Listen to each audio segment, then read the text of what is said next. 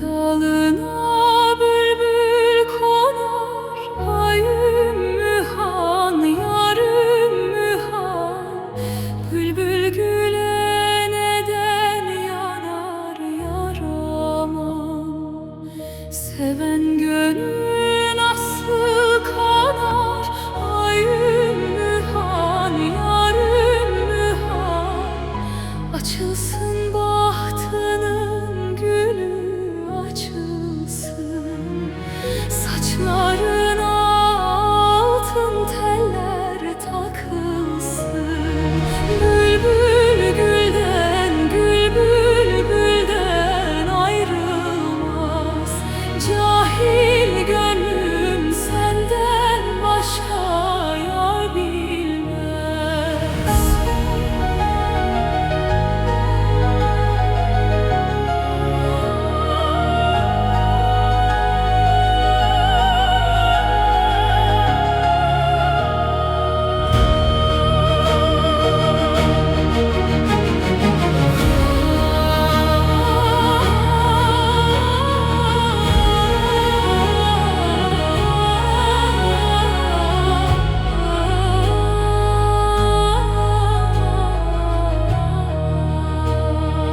Gönül kuşu yüksek uçar, ay ümmühan, yar ümmühan. Sevdiğine kanat açar yaramam.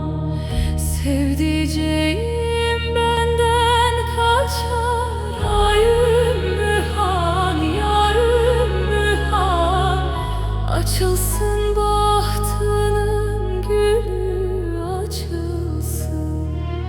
Saçlarına altın teller takılsın.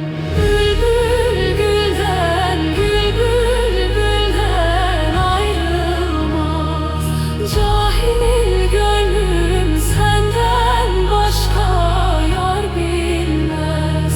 Bülbül gülden, gül bülbülden ayrılmaz.